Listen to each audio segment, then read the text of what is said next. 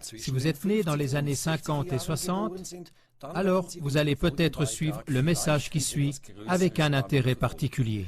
Chers téléspectateurs, mesdames et messieurs, nous saluons aussi tous les jeunes et les plus âgés d'entre vous. Nous connaissons tous ces magnifiques cartes postales et leurs paysages idylliques à en couper le souffle avec un ciel d'un bleu profond. Adolescents, nous avons souvent regardé les avions en réaction avec peut-être l'envie d'être aussi là-haut et nous émerveiller du monde vu d'en haut, libre et sans souci. Peut-être avez-vous déjà été témoin de la façon dont un ou deux avions militaires faisaient des vols acrobatiques époustouflants et dessinaient des formes dans le ciel avec les traînées de condensation. Que ce soit des avions de ligne ou bien lors de voltiges aériennes, sûrement vous avez pu suivre des yeux pendant un temps les traînées de condensation jusqu'à ce qu'elles se soient peu à peu dissoutes. Quand avez-vous pu observer cela pour la dernière fois? Cela remonte sûrement aux années 70. Le jeudi 30 mars 2014, à 12h20, la chaîne suisse SRF1 a diffusé la prévision météorologique suivante. Demain, vendredi, les traînées de condensation vont être beaucoup plus visibles que d'habitude. Cela a à voir avec l'humidité atmosphérique qui est plus élevée. Effectivement, ce vendredi-là, le ciel entier était recouvert d'un dessin de lignes ressemblant à un échiquier qui plus tard s'est épaissi pour former du brouillard. Et cela est juste à cause de l'humidité atmosphérique? Ou bien n'est-ce pas que certaines traînées de condensation qui restent dans le ciel sont plutôt des substances toxiques qui ont été pulvérisées et qui non seulement recouvrent le ciel d'un brouillard, mais en plus retombent sur la terre et se posent subtilement sur tout ce qui vit? Le doute existe que justement ces journées avec une humidité atmosphérique plus élevée sont utilisées abusivement pour procéder à des vols chemtrails camouflés. Le mot chemtrails est composé des termes chimie ou bien produits chimiques et du terme anglais contrails qui signifie traînée de condensation. Ces traînées de condensation contiennent, en plus des gaz résiduels provenant des réacteurs, encore d'autres produits chimiques. Ces traînées de condensation-là ont la particularité de rester plus longtemps visibles dans le ciel. En plus d'autres produits, elles contiennent souvent du barium et de l'aluminium. Ces vols-là sont souvent accomplis de telle façon que les traînées de condensation laissent derrière elles une structure ressemblant à une grille sur une grande partie du ciel. Les raisons pour ces interventions pourraient être la manipulation de la météo, notamment pour réduire les effets de serre, et peut-être même la réduction subtile des organismes vivants. Ce dont nous avons besoin, c'est d'une explication claire sur quand et où ont lieu des interventions de géo-engineering, donc des interventions de chemtrails. Des mesures complètes doivent être faites. Il est inadmissible que la population puisse être mise en danger sans avoir connaissance des faits réels. À propos de faits, Mark Twain a dit un jour une remarque intéressante sur ce sujet. On doit connaître les faits avant qu'ils puissent être tordus. Chers téléspectateurs, chères téléspectatrices, ce n'est pas seulement de ce sujet que CLA TV traite inlassablement. Malheureusement, car on doit dire malheureusement, le monde entier et surtout les hommes qui y vivent proposent beaucoup d'autres sujets encore. Des sujets que les puissantes instances supérieures essayent trop souvent de glisser sous le tapis. Heureusement que la contre-voix est de plus en plus forte. Vous aussi, restez inlassablement accrochés. Merci pour votre intérêt. Au revoir.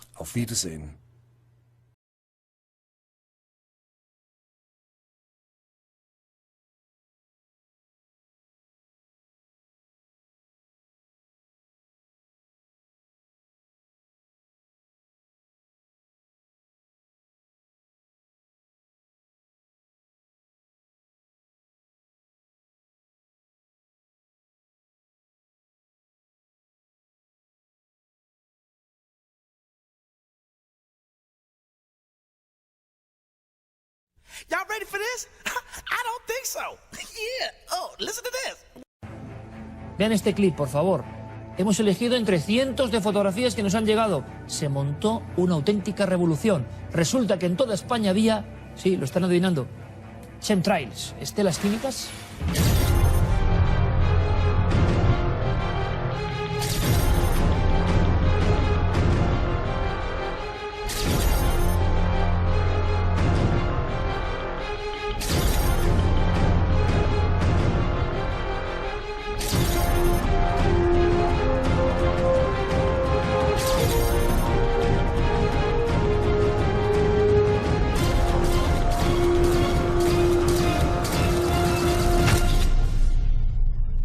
muchas personas que creen en la conspiración de los chemtrails, yo sigo sin saber qué hay detrás. No solo hay estelas en el cielo de procedencia desconocida o enigmática, sino que muchas veces se produce lo que llamarían vuelos de cabello de ángel. Esto empezó en Portugal a registrarse hace mucho tiempo. Teníamos ganas de tener pruebas físicas, Santi, y creo que las tenemos. Es que muchas veces caen filamentos después del paso de chemtrails. Claro, el fenómeno de los chemtrails no es exclusivamente aéreo. Todo lo que sube baja y muchas veces caen una serie de hebras, de filamentos, de telas de araña que se han producido en prácticamente todas las latitudes donde se ha dado el fenómeno, desde Estados Unidos hasta Escandinavia.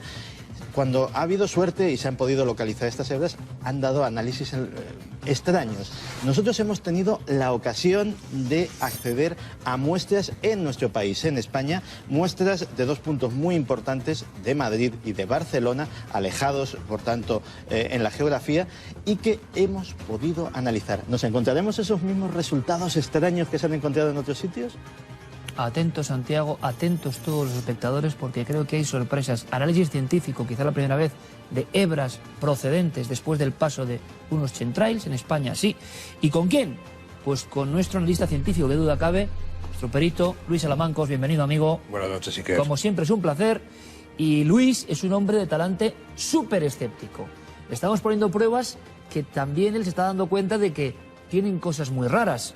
Y creo que la extrañeza en este caso, Luis, es máxima. Efectivamente, nos han llegado dos muestras, una de la provincia de Madrid, otra de la provincia de Barcelona. Una de ellas pues es una tierra con una serie de filamentos blancos. Lo hemos analizado, estos filamentos no son metálicos, pero sin embargo en un análisis ya más profundo sí que hemos visto que contiene partículas metálicas. Asimismo, una cosa realmente muy importante es que analizado el pH de la tierra, tiene un pH de 4,7. Estamos hablando de un pH muy alto. Este pH tan alto produce la movilidad de los metales pesados. Eso es un dato también a tener muy en cuenta. ¿Te ha sorprendido el hecho de que esas hebras que parecen telaraña, ahora vamos a ver si son telaraña, seda o qué demonios son, tienen adheridas a su estructura partículas metálicas? Sí, efectivamente. ¿Peligroso para la salud humana de alguna forma? Sí, sin duda, sin duda. Tienen partículas metálicas, la cantidad es muy pequeña de tierra para determinar qué tipo de partículas pueden ser, pero efectivamente, sin duda alguna, son partículas metálicas. Decías, Luis, que necesitarías prácticamente medio kilo de tierra para precisar exactamente, pero de momento tenemos... Claro, la persona que nos envió lo que pudo, lo que recogió, la tontería de hebras, pero que parece que ya hay trazas metálicas. Sí, vamos más allá porque hay una segunda parte que ya es para quedarse francamente alucinado. Efectivamente, efectivamente. También nos llegó pues como una especie de fibrillas en forma de telaraña. Desde luego, a simple vista sí que parece que es casi como una telaraña. Un cordoncito. Efectivamente, sí, un cordoncito. Y lo hemos analizado, hemos visto la resistencia que presenta. Efectivamente, es muy similar a la telaraña, quizás algo más resistente y también con una viscosidad mayor que la telaraña. Pero no es telaraña. Pero no es telaraña, efectivamente. Ópticamente presenta unas características distintas a la telaraña. Vamos a viajar un poco. Desde luego, tengo que decirlo una vez más, el informe pericial de Luis Alamancos es gruesísimo, lleno de fotografías, lleno de información. Están viendo ustedes algunas de esas secuencias. Es interesante porque nunca en España se había uno metido a fondo a nivel microscópico, como están viendo ahora en tiempo real. ¿Qué es lo que vemos, Luis? Vamos a ver ahora los filamentos. Vemos que a pesar de que en un principio parece una telaraña, la seda de origen proteico que hacen los arácnidos son hilos muy finos, para que nos entendamos, que se van enrosando. Sin embargo, aquí vemos que el hilo realmente en sí es como si fuera un hilo plástico. Nos encontramos... Hilo plástico. Efectivamente, nos encontramos ante un polímero sintético, desde luego que no tiene un origen natural. Desde luego, provenga de donde provenga, su origen es totalmente artificial. ¿Has visto material parecido a este? No lo he visto. Luis, aquí vemos cómo se desde luego pedimos vías de contacto. Por favor, si alguien más ha encontrado este tipo de hebras y asegura y puede documentar que tienen que ver con los famosos, tan traídos y llevados ya chemtrails, nos gustaría poder seguir los análisis con mayor cantidad y hacer comparativas para ver si es el mismo material exactamente el que está cayendo. Tu conclusión en un titular, Luis, podría ser: esto No sé si puede ser inquietante para el medio ambiente, para la salud. Podría ser, desde luego yo no plantearía nada en una tierra donde cayeran estos filamentos, en absoluto. Estamos hablando de que su origen es artificial, no es natural. Luis Salamancos, un placer como siempre, igualmente, compañero, gracias. Es que esa frase lo dice todo, ¿no? Seguiremos investigando. Esto es un problema que parece más serio de lo que creíamos. Yo mismo, que pensaba mucho en leyenda urbana, el tema chemtrails, asociándolo a esto, me quedo como se quedan ustedes. Con la sensación de que hay que seguir investigando. Con la ciencia de por medio, por supuesto.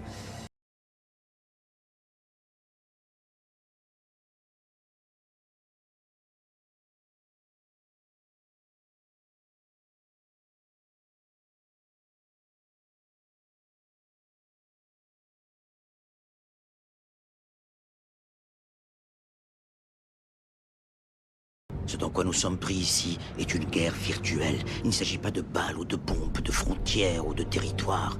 Le nerf de cette guerre est l'information. Why is there an increase of flus, an increase of other diseases that hadn't been here before? Why are people, getting sickly all the time? And with the chemtrails.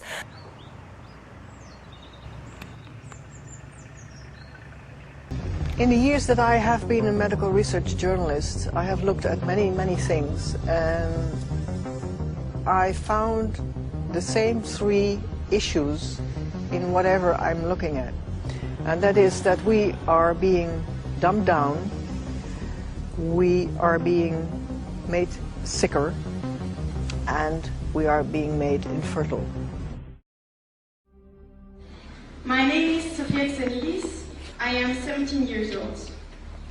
It is quite scary to know that the air we breathe is not what it's supposed to be. That the food we eat and the water we drink contain traces of those substances which are sprayed out over all of us as though we were being poisoned like insects. The feeling that this is causing me are feelings of deep anger and rage. I don't want to be poisoned. I don't want to be infected with cancer. And I'm just so angry that this global poisoning can be going on such a massive scale, and not enough is being done to stop this crime.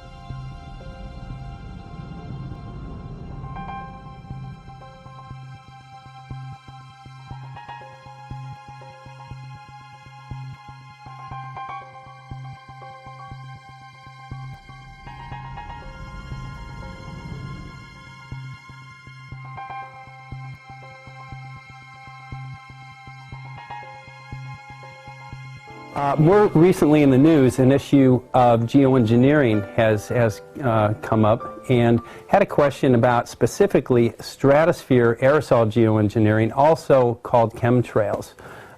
We see those on a regular basis here in California. Would you care to comment on that? We can't think that these chemicals that they create in aerosol cans and in our ingredients we put on, even on our skin and food that we're putting in us, can be healthy for us. Why there's an increase when we have such great medical science today? Why is there an increase of flus, an increase of other diseases that hadn't been here before? Why are people getting sickly all the time? And with the chemtrails, I really just didn't know what they were. And then one day I was actually at a Ron Paul protest, and I was standing with a military veteran. He was a very decorated military veteran, older gentleman, and he said, "Wow, we sure have some chemtrails today."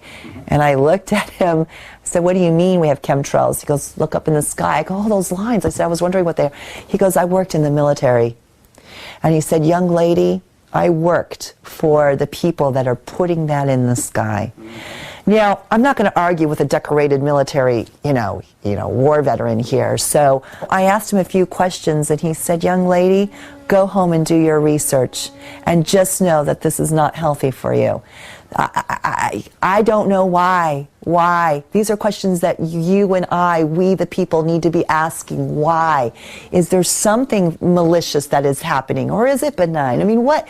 But why aren't we having any answers, and why aren't people talking about it?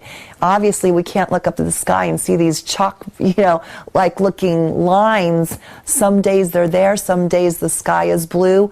We can't keep overlooking that. We have to start asking questions.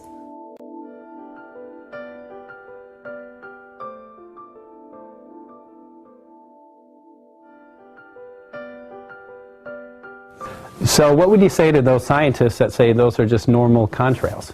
It was about a month ago, 2 months ago, I was out in the desert, and the sky in the morning was clear blue, clear blue.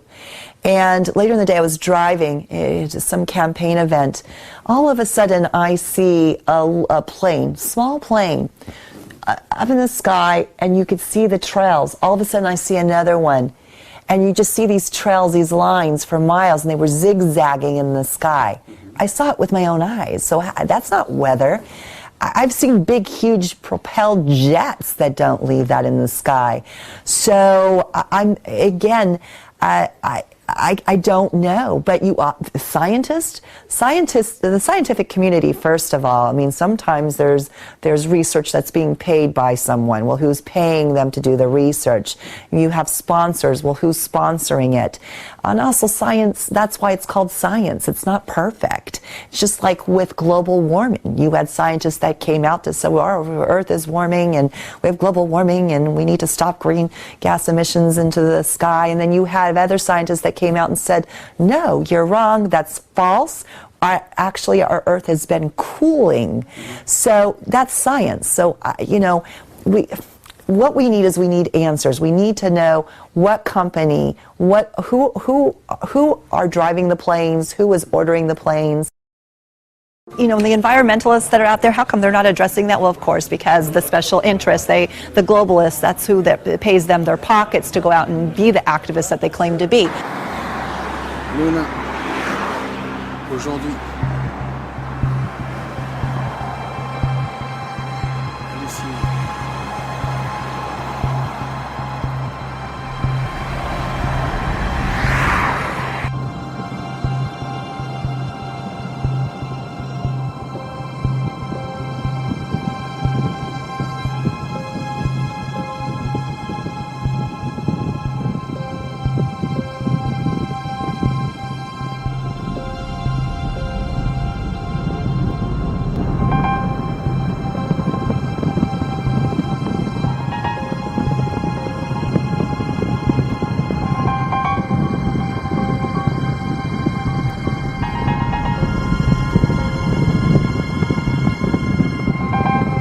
So what we need to do is we need to expose that, and we need to join and make an environmental act, a real environmental act that prevents them from putting these chemicals into the air, which of course is ruining our health.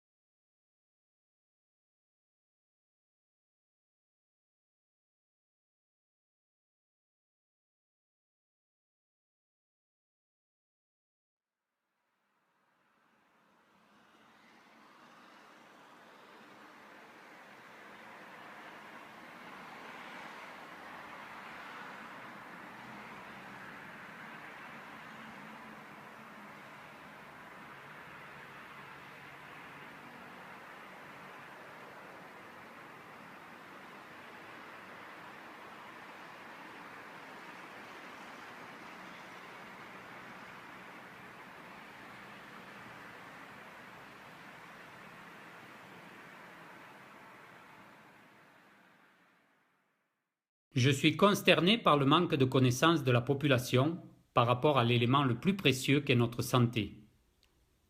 Je souhaite qu'à travers ce reportage, vous preniez conscience que nous sommes arrivés à un point de rupture de toute forme de vie sur Terre. Aujourd'hui, la seule démarche prioritaire doit être basée sur la santé future de nos enfants, qui dépend entièrement de la santé des espèces vivantes qui peuplent cette Terre. Avant d'aborder les chemtrails, un petit aparté. En 2006, je dénonce les pesticides et les OGM, soutenus par le cancérologue Dominique Belpomme.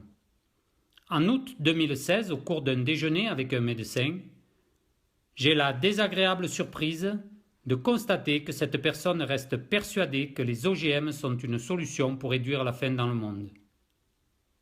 Je précise donc ce que sont les OGM. Plus de 99% des plantes génétiquement modifiées qui sont actuellement cultivées à la surface de la planète sont des plantes qui accumulent des pesticides dans leurs cellules, c'est-à-dire des insecticides, des herbicides et des fongicides. Les OGM sont donc avant tout des produits hautement toxiques.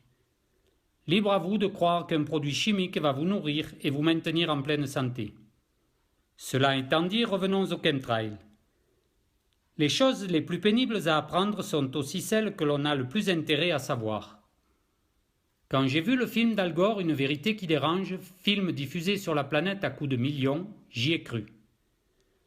Le réchauffement climatique est fortement médiatisé. Il devient le mode de pensée unique auquel il faut adhérer afin de nous fédérer tous ensemble vers cette nouvelle religion. Mais fin 2009, un apiculteur de Forcalquier m'interpelle et me demande de me pencher sérieusement sur les longues traînées d'avions qui envahissent le ciel. Ce sont souvent des traînées très longues qui quadrillent le ciel et qui, quand elles se délitent, créent un voile nuageux au-dessus de nos têtes.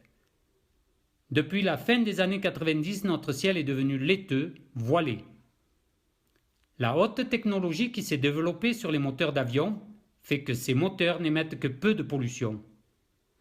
Alors ces traînées sont-elles de la condensation? Dans la majorité des cas, la réponse est non.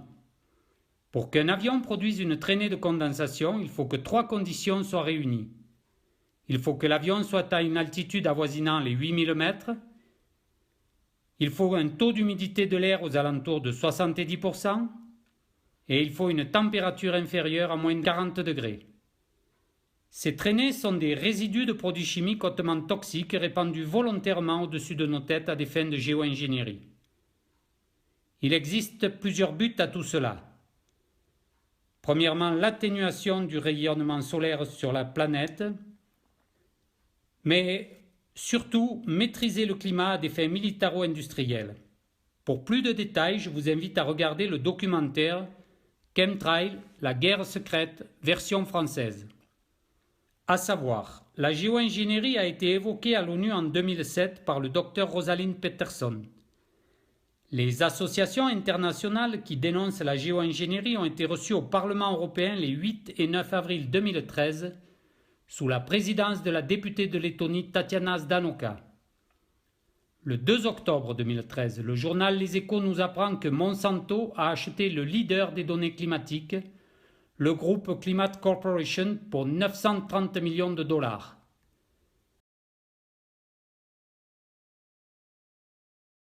Bonjour Bernard Taillé, vous êtes le directeur scientifique du laboratoire Analytica et nous sommes le 3 février 2017. C'est exact. En 2010, j'ai le plaisir de faire votre connaissance par téléphone. Je cherche alors à faire analyser des eaux de lacs de montagne et je vous informe de l'existence des chemtrails. Vous me prenez à l'époque pour un farfelu. C'est vrai, oui, j'en avais pas entendu parler. Et puis, au fil des années, qu'avez-vous découvert? Ben, d'abord, vous m'avez fait découvrir l'existence de ce phénomène surprenant et sa réalité, puisque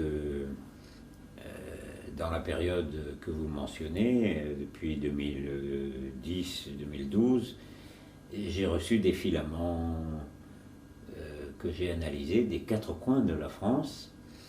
Et donc, c'est pas seulement vous, aviez vu ces filaments, mais beaucoup d'autres gens. Et en me renseignant un petit peu sur Internet, parce que je ne sors pas beaucoup de mon laboratoire, j'ai vu que c'était non seulement un phénomène occurrent en France, mais partout dans le monde en fait.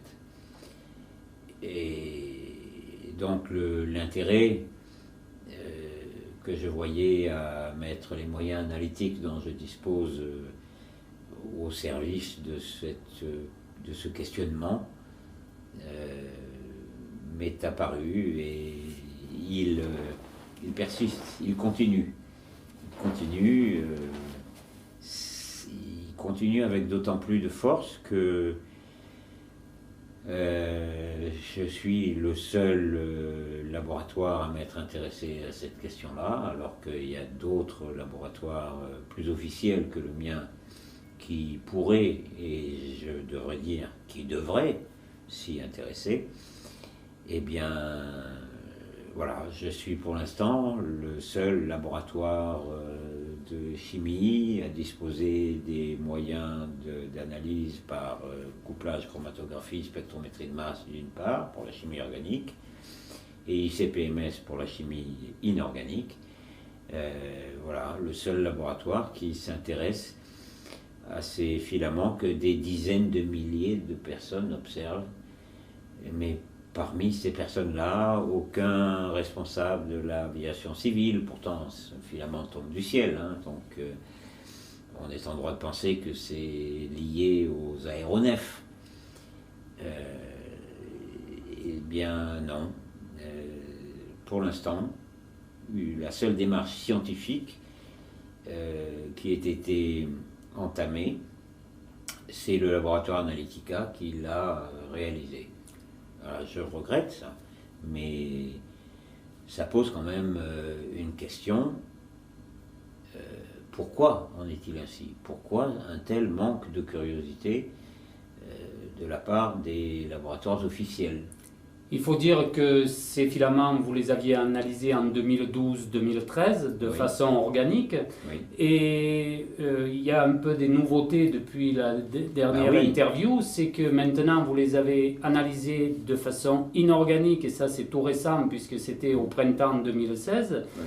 Les premiers résultats, ils sont disponibles sur votre site Analytica. Ils sont aussi disponibles sur la préface du film Chemtrail, la guerre secrète, pour lequel vous aviez eu la gentillesse de nous accorder une interview que nous avions collée au début de ce reportage. Mais ce qui nous importe aujourd'hui, c'est de connaître un peu tous les scoops. Et donc depuis, il y a eu beaucoup de choses, et et notamment les analyses que vous avez faites de façon inorganique par rapport à ces filaments, toujours. Et donc, est-ce que vous pouvez nous en donner un peu les résultats, les conclusions? Qu'est-ce qui s'est passé? Tout à fait. Alors donc, j'ai réalisé des analyses de filaments que je n'avais pas faites jusqu'à présent. Je m'étais intéressé à la partie chimie organique. Et là, je me suis intéressé à la partie chimie inorganique, élémentaire. Et pour constater que les filaments contiennent les trois éléments qui sont associés à ce qui est maintenant connu sous le nom de chemtrails, les traînées chimiques. Alors, moi, je n'ai pas à former d'opinion sur la manière dont ces filaments sont engendrés, et mais seulement le constat de leur composition. Moi, tout ce que je peux faire, c'est constater leur composition, la composition qu'ils ont lorsqu'on les ramasse sur le sol. Et je constate la présence d'aluminium, barium et strontium dans ces filaments. Plus quelques autres métaux aussi, notamment le plomb. Plus quelques autres métaux, le plomb en particulier. Alors tous ces éléments-là, les trois premiers que j'ai cités sont plus particulièrement connus pour être associés à ce phénomène des chemtrails, qui a surtout été étudié aux États-Unis jusqu'à présent. En France, à ma connaissance, je suis le seul laboratoire à m'être intéressé à ces questions-là. Ou en tout cas avoir publié ces résultats. Alors pour la petite histoire, je peux vous dire que j'ai transmis une partie des échantillons sur lesquels j'ai travaillé à un laboratoire du CNRS, Centre National de la Recherche Scientifique, qui a accusé réception de ces échantillons, de ces quelques 50 mg d'échantillons que j'ai pu leur passer, et qui ont fait un travail, mais qui n'ont pas communiqué sur les résultats qu'ils ont obtenus. Donc je n'ai aucune information sur ce qui est sorti de ce laboratoire officiel. Donc, voilà. Tout ce que je sais, c'est ce que j'ai pu... ce sont les résultats que j'ai pu obtenir par moi-même. Donc aluminium, barium, strontium, du plomb. Tous ces éléments-là figurent dans l'atmosphère au titre de polluants.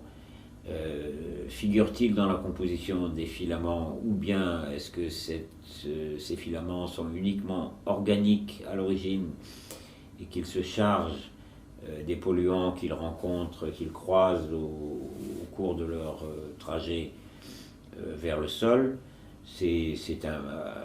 Au stade actuel de mes connaissances, c'est impossible de tirer une conclusion.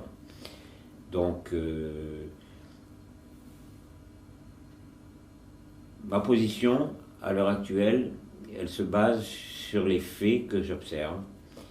Ces filaments tombent du ciel. Ils sont en partie organiques, constitués de produits chimiques organiques. Il semble qu'ils soient liés au passage des avions commerciaux fonctionnant avec des réacteurs. Donc il n'est pas interdit de penser que ces filaments se forment dans la traînée des avions commerciaux. Je vous coupe 2 secondes, mais en plus donc de cette analyse de filaments, à la demande des frères Marciano, les Italiens, voilà, vous ont envoyé un échantillon de carburant, ce qu'on appelle du carburant d'aviation qui s'appelle A1 Jet Fuel. Et là, vous les avez d'abord analysés aussi de façon organique. Apparemment, vous n'avez rien trouvé de particulier, mais vous êtes persévérant et vous avez vraiment voulu approfondir les choses, et donc vous avez réanalysé ces filaments au mois de juin, ce carburant au mois de juin de façon inorganique. Et là, il y a un petit scoop, il y a une surprise là. Aux surprises, parce qu'effectivement, aluminium et barium sont présents à des teneurs tout à fait importantes dans le carburant des avions. Donc l'hypothèse que je formulais avant, que ces filaments résultent du fonctionnement des moteurs utilisant ce carburant, ça prend de l'épaisseur là, parce que le carburant contient aluminium, barium, strontium, les filaments contiennent aluminium, barium, strontium, plus la partie chimie organique. Là, on approche de ce qu'on peut considérer comme étant l'origine de ces filaments. Donc, l'origine, pour moi, de ces filaments, ce sont les réacteurs d'aviation. Et ce qui se trouve dans le carburant de ces réacteurs, dont on retrouve les traceurs, en quelque sorte, dans le carburant lui-même. En septembre 2016, je fais des prélèvements sur la place des monuments aux morts à Barcelonnette, en présence de Georges-Éric Guigou, qui est huissier de justice à Digne. Il vous a donc fait parvenir ces prélèvements, sous scellés, je pense, oui, tout était fait dans les normes. Et qu'est-ce qui m'a intéressé, qu'est-ce que j'ai prélevé, c'est ce fameux lichen orangé que je soupçonne déjà depuis pas mal de temps de ne pas être normal, d'être un parasite qui est venu se greffer sur les arbres, et un parasite qui me dérange beaucoup. Il me dérange pour plusieurs raisons, parce que je constate que tous les arbres qui sont touchés par ce lichen orangé meurent. Donc ça m'a posé vraiment en question, et j'ai donc fait des prélèvements qu'on vous a transmis. On a aujourd'hui les résultats. Vous avez les résultats. Qu'est-ce que vous pouvez nous dire là-dessus? Alors, ce qui saute aux yeux, compte tenu du fait que ce travail est en lien avec les traînées chimiques, les chemtrails, ce qui saute aux yeux, c'est que les 3 marqueurs des chemtrails, les éléments aluminium, barium et strontium, sont présents. Alors, il s'agit d'un échantillon qui est donc pas représentatif, mais bon, c'est un indice du fait que la pollution atmosphérique par les retombées de filaments est éventuellement la source de ces 3 éléments. Il faudrait disposer d'un plus grand nombre d'échantillons, d'avoir fait des analyses sur un plus grand nombre d'échantillons pour savoir si ces chiffres sont représentatifs. C'est une mesure. Malheureusement, les laboratoires officiels ne s'intéressent pas à ces questions, pas encore, mais il faudra quand même un jour que l'ONF s'intéresse à ce lichen orange qui a pour effet de provoquer la mort des arbres. Mais les écorces d'arbres en elles-mêmes, l'arbre est un peu une éponge. Tout à fait. Et l'arbre absorbe, mais là, on se trouve en surface de l'arbre. Donc, l'arbre, justement, c'est quelque chose, d'après moi, qui a tendance à empêcher l'arbre de s'oxygéner, ou du moins de faire en sorte que l'arbre ne s'oxygène plus, ou s'oxygène de manière médiocre, ou respire des polluants. Et en l'occurrence, vous avez noté, je crois, une dizaine de métaux lourds ou 8 métaux lourds. Oui, quasiment tous les métaux lourds sont présents. Ça veut dire qu'ils sont dans l'atmosphère. Ça, c'est un fait connu. Mais je partage votre avis quant au fait que ce lichen qui s'accumule autour de l'arbre et qui conduit à la mort de l'arbre empêche les échanges normaux entre l'arbre et l'atmosphère. Et comme les polluants s'accumulent dans ce lichen et que l'arbre se trouve entouré de cette barrière de lichen qui réceptionne tous les polluants, l'arbre finit par étouffer, quoi. C'est une simple conclusion de bon sens qui mène à cette observation. Je répète qu'il faudrait que des botanistes se penchent sur la question. Ce n'est pas une analyse qui permet de tirer une conclusion, c'est une analyse qui permet d'attirer l'attention sur le fait que on retrouve les 3 éléments qui sont les marqueurs des chemtrails, aluminium, barium, strontium, et qu'on retrouve des teneurs importantes de tous les métaux lourds qui sont connus pour être présents dans l'atmosphère, le plomb en particulier. Pour les détracteurs, je précise aussi que ce fameux plomb que l'on retrouve, qui pourrait être amalgamé à ce que les prélèvements ont été faits au bord de route, alors j'invite beaucoup de personnes à faire des prélèvements et à les faire analyser par des laboratoires autres que le laboratoire Analytica, justement, pour qu'on ait plus d'éléments. Mais ce que je veux dire par là, c'est que ce plomb, on le retrouve aussi dans les filaments, dans les analyses que vous avez faites de filaments. Je vous arrête là parce que la multiplication des laboratoires, je ne prêche pas pour ma paroisse, pour la paroisse d'Analytica, mais il vaut mieux multiplier les échantillons et les confier à un même laboratoire, de telle sorte qu'il n'y ait pas de variation dans les méthodes mises en œuvre, et qu'on dispose donc d'un grand nombre de rapports sur des échantillons différents, mais tous réalisés par le même laboratoire de préférence. Donc voilà. Bref,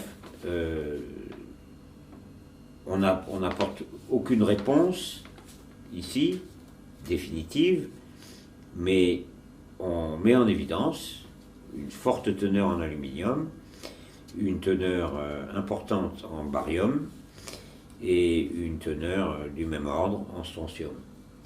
Ces trois éléments-là, est-il normal de les trouver dans ces proportions dans des végétaux? La question reste ouverte, mais je n'ai pas la réponse. Je n'ai pas la réponse. Ça me paraît relever d'un échantillonnage plus large et de la confrontation de connaissances chimiques que je possède en partie et botaniques qui manquent. Voilà, donc... on fait un appel à tous les botanistes, à tous les chimistes, à tous les volontaires et surtout aux gens qui nous gouvernent, qui, normalement au ministère de la Santé, au ministère de l'Environnement, de se pencher sur ce qui est... à l'Office national des forêts, enfin c'est quand même un comble que ce phénomène qui est pourtant visible de tous, un lichen orange, ça passe quand même pas inaperçu. Ça ne devrait pas passer inaperçu des fonctionnaires de l'ONF qui sont censés passer leur temps ailleurs que dans leur bureau, mais ils doivent aller quand même de temps en temps se promener près des arbres. Et donc leur regard devrait être attiré par ce lichen de couleur orange qui n'apparaît que depuis une date assez récente, d'après ce que vous me dites. Assez récente, oui, on va dire qu'il y a 20 ans, il n'y avait pas ce lichen orangé et qu'en 6 mois, là, sur le trajet Vinon-Riance, on va même dire sur le trajet Vinon-Scuers, les quantités d'arbres touchés ont doublé, voire triplé. Ouais, si vous voulez, je pense que l'utilité de notre rencontre, c'est ça. C'est de lancer un appel à témoins. Un appel à témoins parmi lesquels tous les particuliers peuvent faire acte de présence. Il suffit de lever les yeux, de regarder les arbres, et de réaliser que le développement de ce lichen orange a d'une part un effet néfaste sur les arbres, sur la végétation, les arbres meurent, et qu'il n'est pas du tout déraisonnable d'imaginer qu'il soit le résultat d'une pollution atmosphérique qui va croissant et qui semble même s'amplifier en ce qui concerne les chemtrails. Elle est compliquée par le fait qu'on ne peut compter sur le soutien officiel. On ne peut pas compter sur le soutien officiel. Il y a des intérêts industriels qui sont en jeu dans les questions de pollution industrielle, dans les questions de génie climatique. Toutes ces questions-là ont des enjeux financiers considérables et dans lesquels les gouvernements sont impliqués. Donc la réponse ne peut venir que de chercheurs ou de curieux qui prennent sur leur temps et sur leur argent pour réunir des preuves qui, sans ces efforts personnels, ne seront pas réunies par les laboratoires officiels. Je n'y crois personnellement plus. Je n'y crois plus. Cette affaire des chemtrails en est une preuve, et tout ce qui tombe du ciel, ça tombe sur la terre et ça tombe sur les arbres. Dans les prés, les vaches broutes, comme vous l'aviez dit lors d'un précédent reportage. Et la chaîne alimentaire est impactée. Voilà. Je voudrais faire une petite aparté de fin. Pour la petite histoire, je rappelle que vous avez baigné depuis votre enfance dans la défense de l'environnement, parce que votre père était le commandant Philippe Taillé. Si mes sources sont bonnes, le commandant Philippe Taillé a appris à nager au commandant Cousteau. On peut dire ça, oui. Là, et en définitive, ils ont parcouru les mers ensemble, et donc ce sont quand même deux références mondiales au niveau de la défense environnementale. Oui. Et bon, ça n'a rien à voir, mais vous êtes quand même le fils donc du commandant Taillé, qui a œuvré toute sa vie pour la défense de la nature. Vous continuez à œuvrer pour la défense de la nature, et je pense que c'était quelque chose que peu de personnes savent, mais qui était important, à mon avis, que ça soit connu. Voilà. Oui, si vous n'y voyez pas d'objection. Non, bien sûr que non. Je suis très fier d'être le fils de Philippe Taillé, mais ce qu'il m'a probablement appris,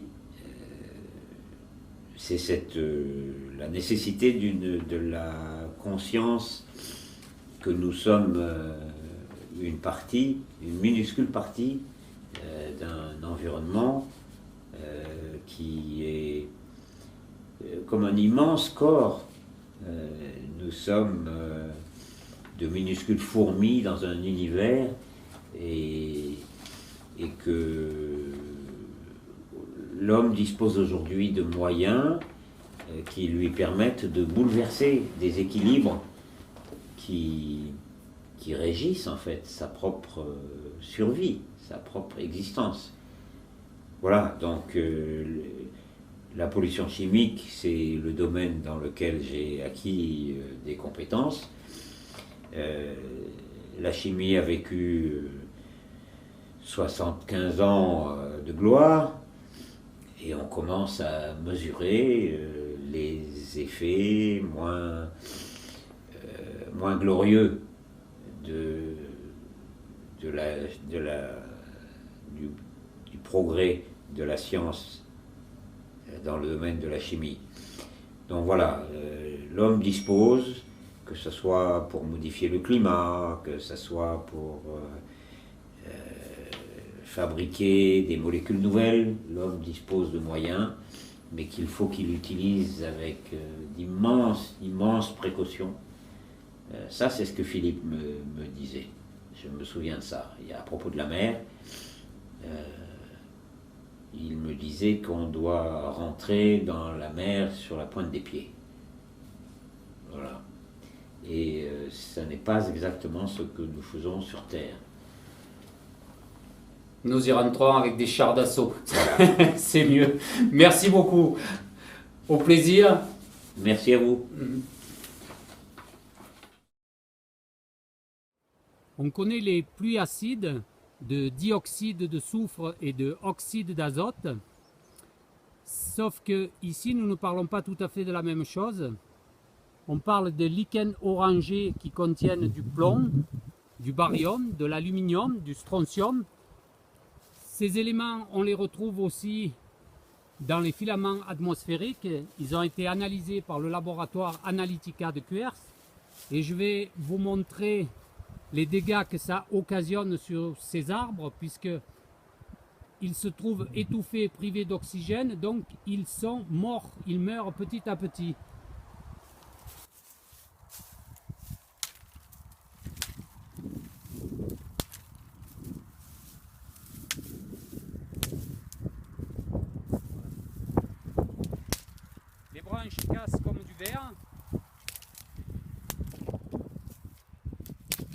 bien que l'arbre est mort et condamné.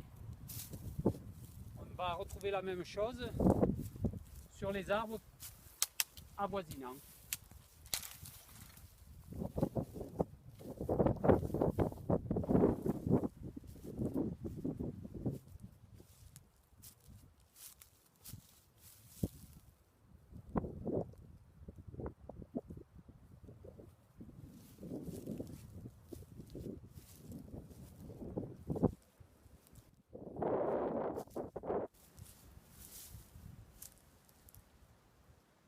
Nous sommes toujours entre Vinon et Riance.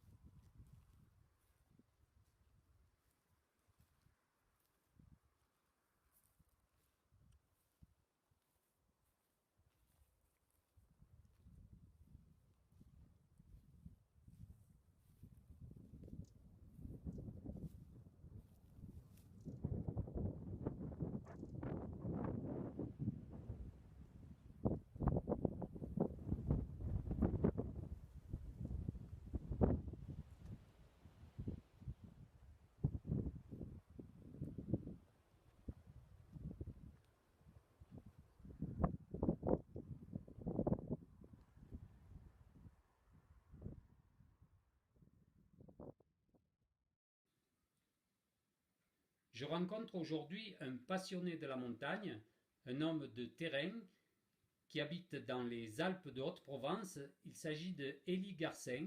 Il connaît la nature sur le bout des doigts parce qu'il a parcouru toutes nos montagnes, il connaît toutes nos montagnes et c'est un ancien chasseur. Aujourd'hui, c'est plutôt un chasseur d'images.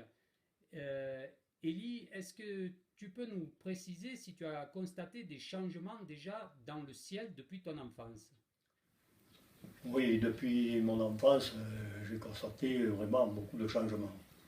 Parce qu'on avait un ciel très bleu, limpide. Aujourd'hui, il a des couleurs pas gris, et puis des couleurs. Des fois, on observe le matin ou le soir tard, qu'on voit des traînées et plusieurs couleurs, quoi, grises, enfin plusieurs couleurs, donc rien de naturel. Et ensuite, quand tu parcours la haute montagne, quel est ton constat? Mon constat, depuis jeune, je vois le recul des glaciers, c'est très très important. Les dénivés qui ont pratiquement disparu. Et quand on observe la couleur de la neige et des herbes aux abords, il a une couleur vraiment grisonnante, plusieurs couleurs. Et quand j'ai même ramassé de l'herbe, coupé de l'herbe avec la main, mouillé et frotté l'herbe, il y a des pellicules grisâtres dessus qui sont très difficiles à enlever. Donc là, on constate qu'il y a quand même des retombées, il y a de la pollution qui est même importante. Et d'après toi, toutes ces herbes, normalement, elles vont être mangées par le petit gibier. Quels sont tes constats par rapport au gibier, au petit gibier de montagne? Est-ce que tu as constaté qu'il y avait beaucoup de disparitions? Est-ce que tu as constaté qu'il était en régression? Oui, tout à fait. Je me suis posé la question là de dire le gibier de haute montagne qui mange ça, les conséquences que ça peut avoir. Donc, ce que j'ai constaté de jeune au jour d'aujourd'hui, c'est qu'il y a le petit gibier, il a un net recul. Il y en a beaucoup moins. Il y en a beaucoup moins, que ce soit des coqs de bruyère, lacopède, bartavel, lièvre variable, il y en a pratiquement très peu. C'est là qu'on s'aperçoit qu'il y a un problème, parce que quand on prend des endroits, on peut dire que c'est les pressions de chasse, et quand on prend dans le parc du Mercantour ou dans le parc des Écrins, que ce n'est pas chassé et qu'il n'y a pas plus de gibier, là on commence à se poser des questions. Beaucoup de petits oiseaux aussi ont disparu, et pourtant ce sont des oiseaux qui ne sont pas chassés. Est-ce que tu en as aussi fait le constat? Tout à fait. Dans nos villages, on avait des vols de moineaux très importants, il y en a de partout. Hein. Bon, des mésanges, rouge-gorge et tant d'autres espèces, hirondelles, qu'il n'y en a pratiquement plus. Là, ça devient grave.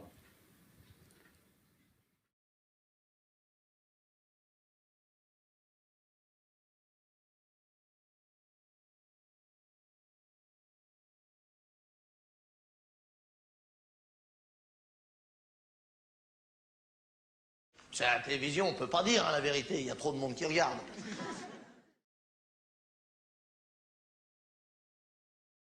Les détracteurs des chemtrails disent souvent que nos dirigeants ne peuvent faire une chose pareille parce qu'eux aussi s'empoisonneraient.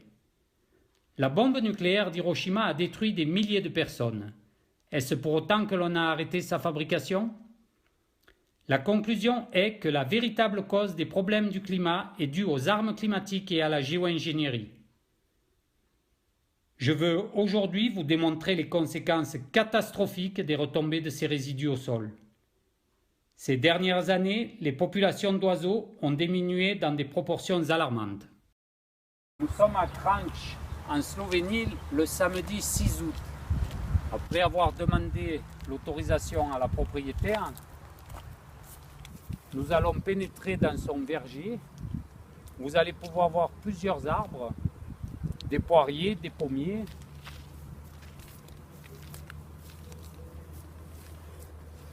Des pêchers, un noisetier, un feuillu. Ce que je veux vous montrer, ce sont toutes ces taches orangées qui ressemblent à un lichen qui se sont agrippées à tous les troncs et qui vont petit à petit étouffer tous les arbres.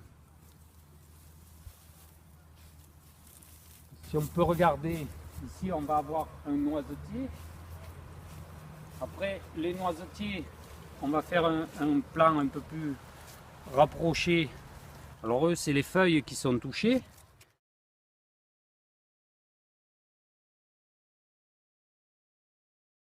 On va retrouver la même chose sur tous les arbres. Donc,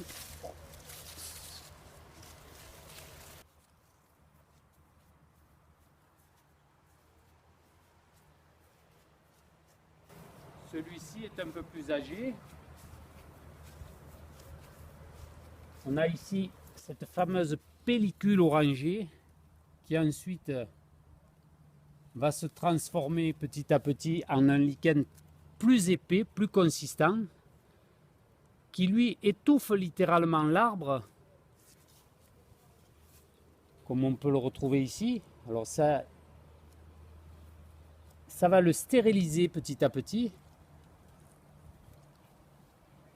et ça va le faire mourir. Si on peut regarder les feuilles, bien sûr, on va retrouver toujours ces fameuses taches, ces fameuses feuilles malades, quel que soit l'arbre.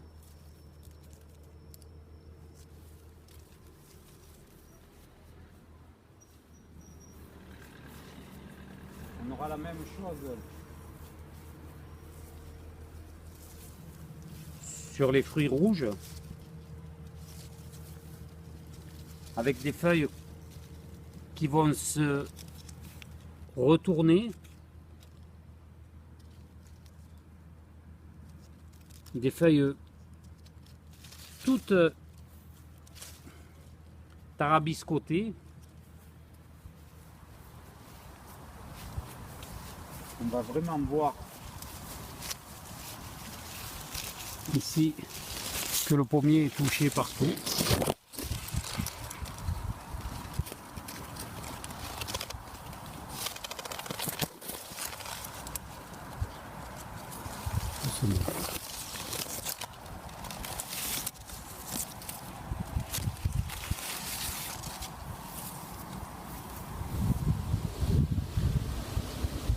Là, nous pouvons voir le noyer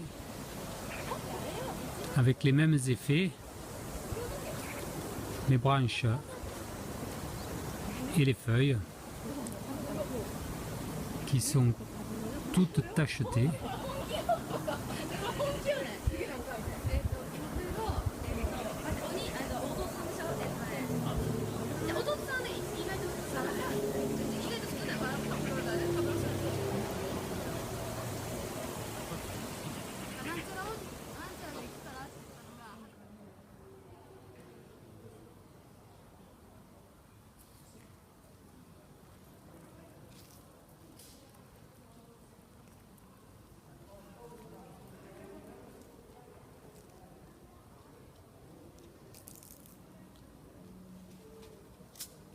On peut voir sur un jeune tilleul qu'également toutes les feuilles sont touchées.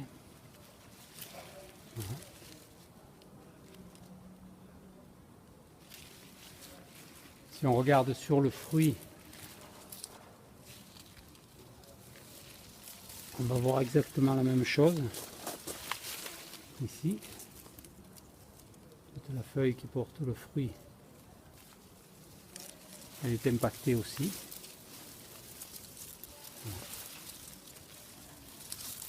Et c'est vraiment très visible.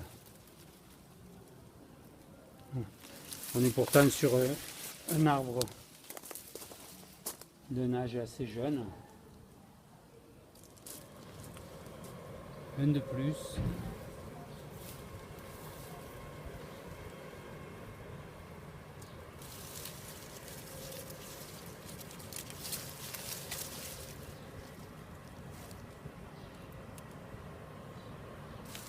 Pas besoin de paroles pour voir le désastre.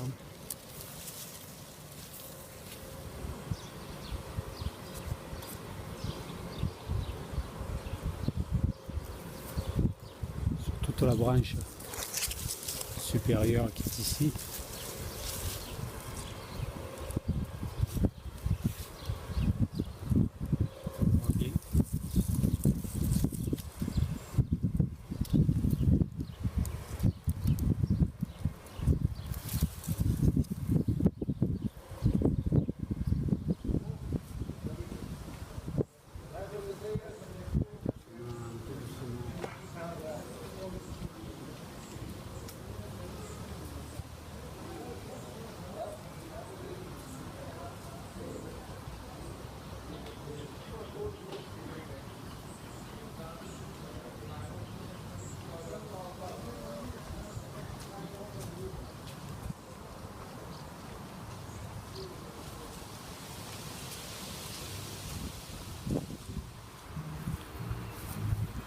Tu peux filmer le tronc, là d'où tu es.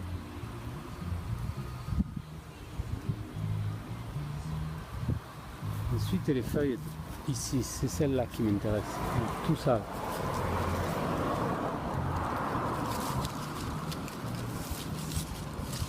Celles-ci. Sont toutes touchées, toutes les feuilles de ce noyer. Et c'est un jeune noyer. Donc tous les jeunes arbres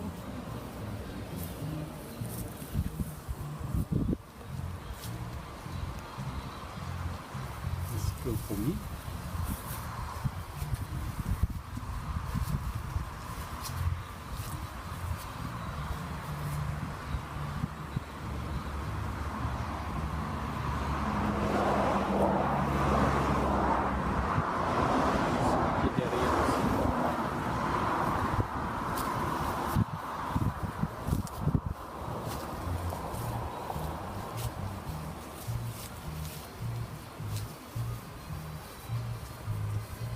Sur le prunier aussi, on voit bien. Tout le prunier.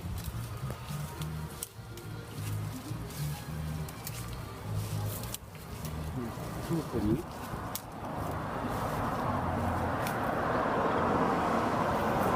Et bon, alors, je casse volontairement une branche. Voilà. Les branches, elles meurent toutes, tout meurt. Parce que ça étouffe les branches. Et après, c'est plus que du bois sec. Elles meurent les unes après les autres.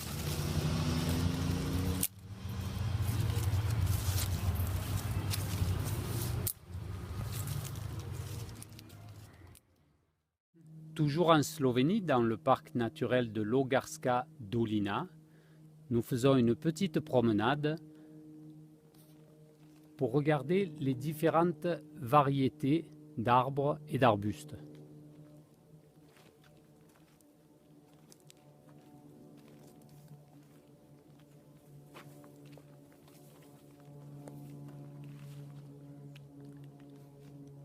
Comme vous pouvez le constater, les feuilles de cet arbre sont tachetées de noir.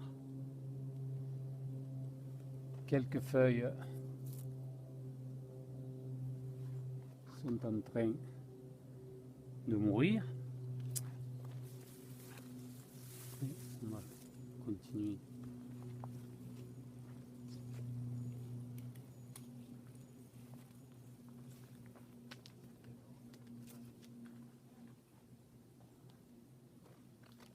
On va voir ce petit arbuste. Et là, on voit bien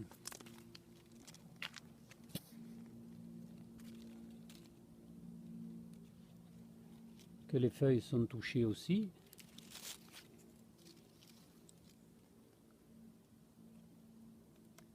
Nous ne sommes pas en automne, nous sommes le 7 août.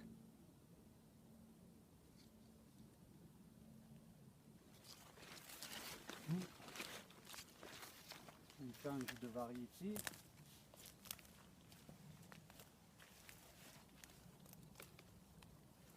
Toujours les mêmes taches.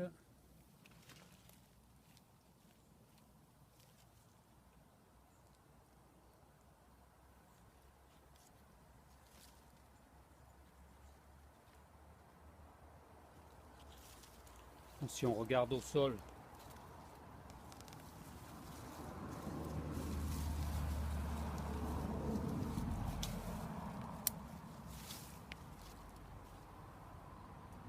on voit que c'est identique.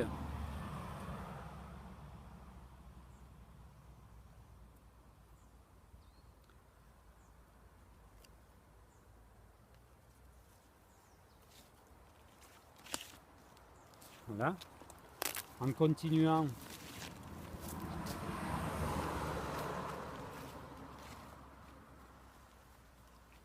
on va s'apercevoir que pour cette plante, c'est la même chose.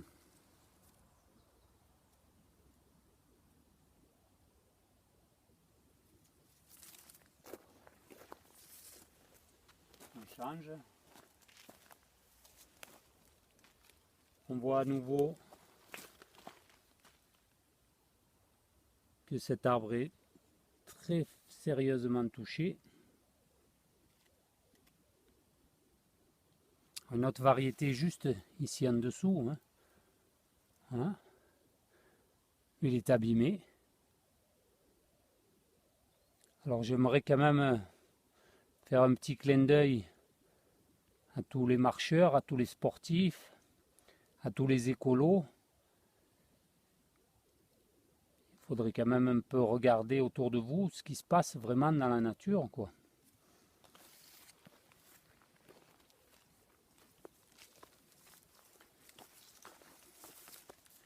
Voilà. Tout est malade. Tout est en train de mourir.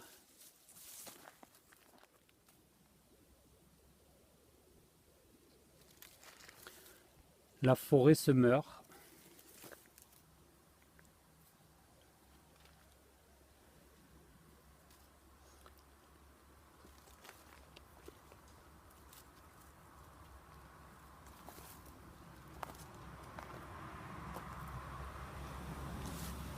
Là, on voit bien ce qui se passe aussi. Ici, celui-ci est tacheté aussi. Plus ici, voilà. Sur ces feuilles. Hein.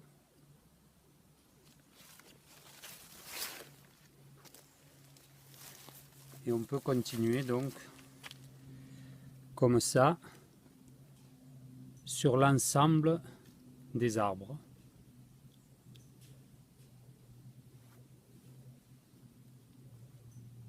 c'est toute la forêt slovène, toute la forêt française, toute la forêt de Sardaigne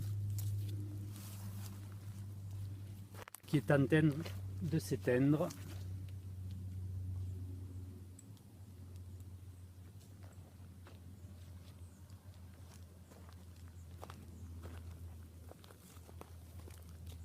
Merci, messieurs les présidents. Merci aux députés. Merci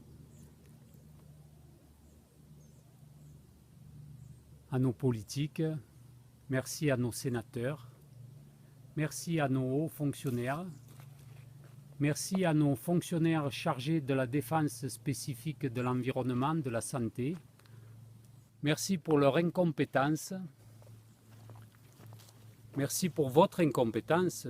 Merci pour votre laxisme. Vous nous avez déjà envoyé au casse-pipe en laissant faire pour les pesticides, pour les OGM, dont on aurait très bien pu se passer. Et aujourd'hui, vous cautionnez le plus haut crime contre l'humanité jamais commis. Vous êtes des gens lamentables.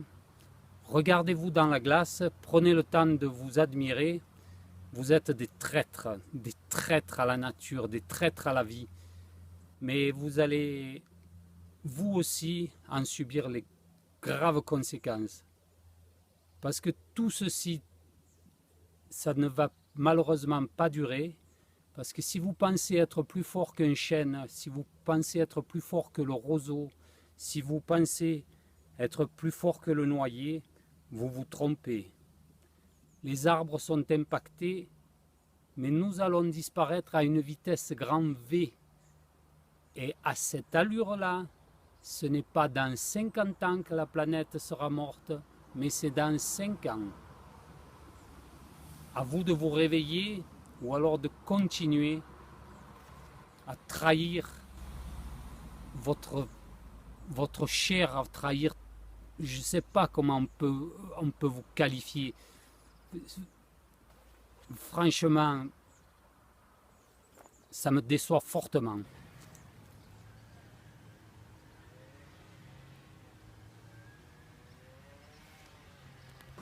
Le propriétaire de cette maison d'hôte a la gentillesse de nous recevoir. Nous sommes le 8 août et nous sommes en Autriche. Et il s'est aperçu que son jardin était touché et que toutes les feuilles de son jardin étaient abîmées aussi. Et donc, il va nous expliquer et nous conduire un petit peu. Mais bon, comme je ne parle pas du tout autrichien, c'est un peu difficile. Wir haben in den letzten Jahren festgestellt, dass bei uns die Sträucher, Bäume, Gemüse irgendwie von irgendwelcher Krankheit befallen sind. Und das kann ich dokumentieren. Das fängt da bei einem Dinggewächs an.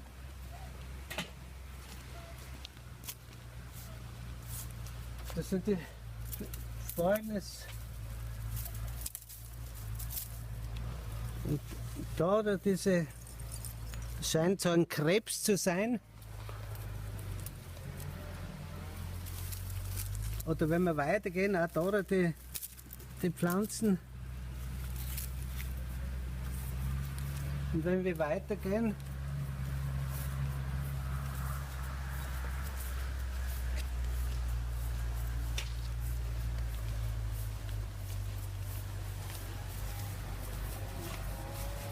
On voit bien aussi sur le rosier. Das können wir schon bei den Rosen da feststellen.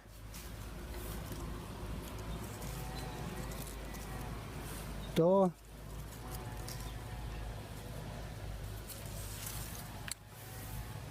dann beim Gemüse da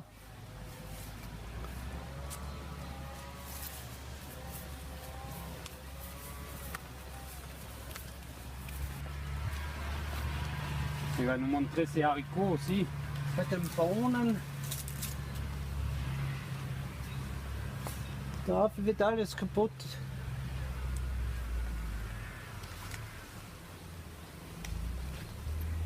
Après, si tu veux bien faire un plan un peu plus gros derrière le monsieur, là, sur les haricots, avance un petit peu. Oh ja, das...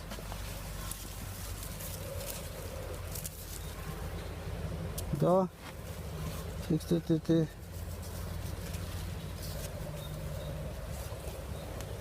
Flecken. Oder bei den Äpfelbäumen.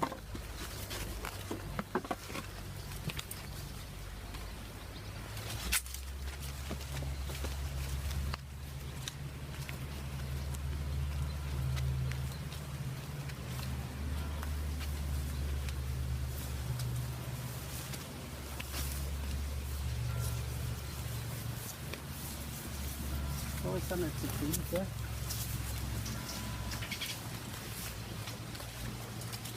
Da bei den Brombeeren.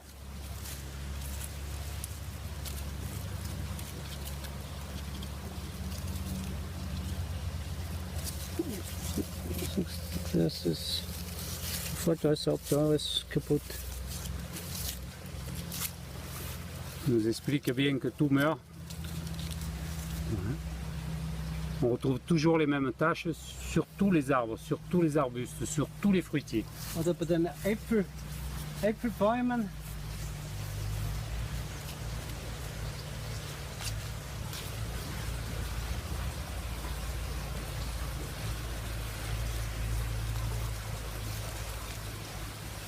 Also fast überall.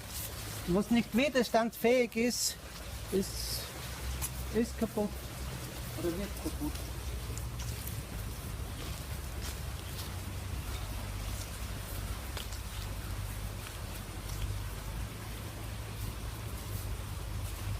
Also wenn man schaut bei den Rosen, ja.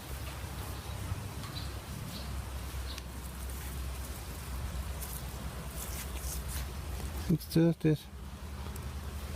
Da.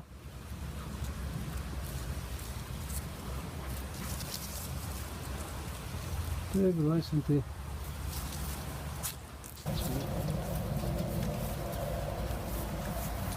Wenn man schaut,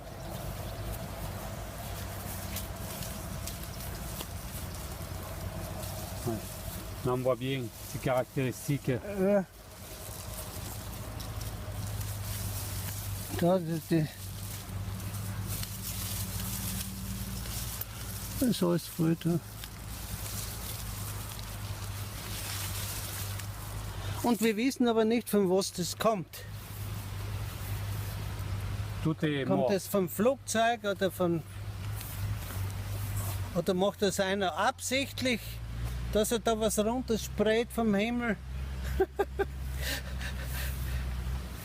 Bientôt c'est nous qui allons mourir, parce qu'on ne sera pas plus costaud que les arbres, ni nous aussi. Ce monsieur est ancien champion de ski, il a de nombreuses victoires à son palmarès. Ça n'a rien à voir, mais bon, il s'intéresse à la nature, il regarde, il observe. Aujourd'hui, on a la chance d'avoir un ciel bleu, ça ne va pas durer, mais il n'y a pas trop d'épandage. Merci beaucoup, Duncan. Bitte, bitte.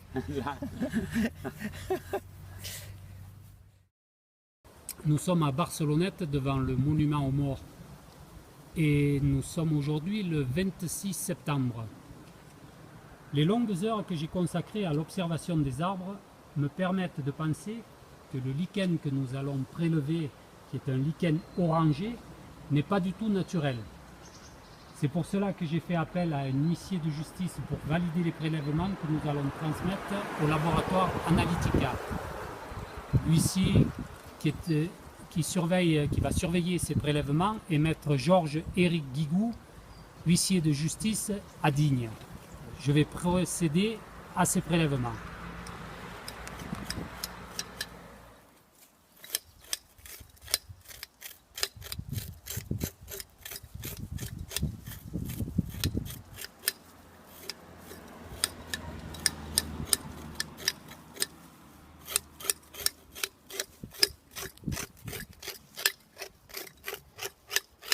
De toute façon, on ne va pas tout filmer parce que ça serait un peu trop long, mais on est en présence de l'huissier, tout ça sera certifié lorsque nous aurons le résultat des analyses.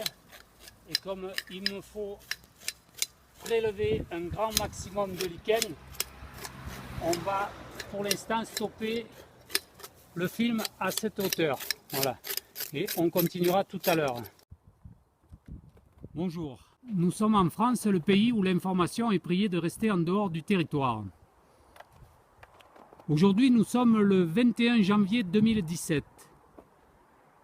Je suis à Barcelonnette et après avoir demandé l'autorisation au propriétaire de filmer, nous sommes donc dans les Alpes de Haute-Provence.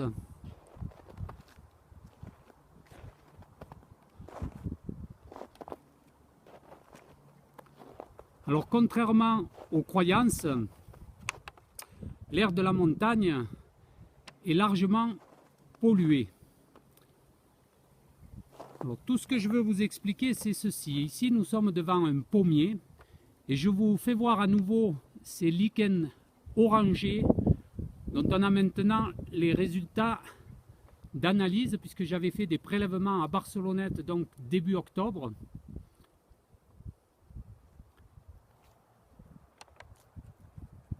Alors, ce lichen orangé impacte vraiment fortement ce mélèze.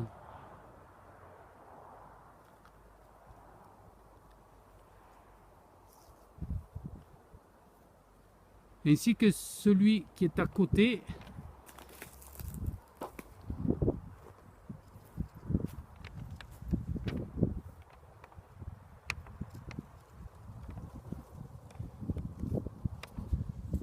Ce petit jardin est très intéressant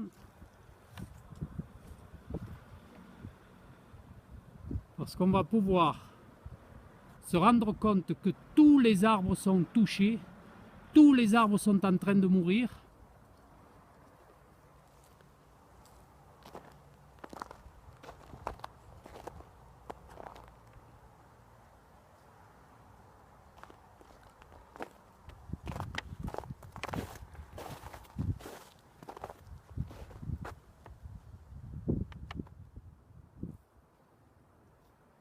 Donc les mélèzes que nous avons filmés tout à l'heure ont 35 ans d'âge. Ce sapin bleu a 40 ans. Ça, ce sont des informations qui m'ont été données par le propriétaire des lieux.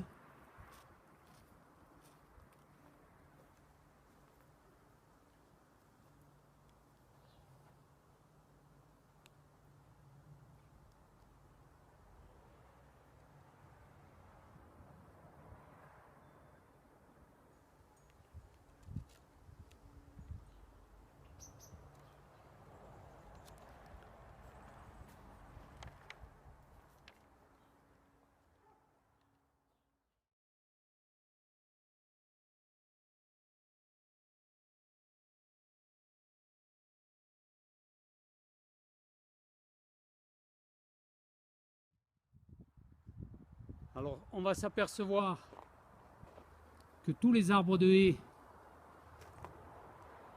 sont touchés aussi.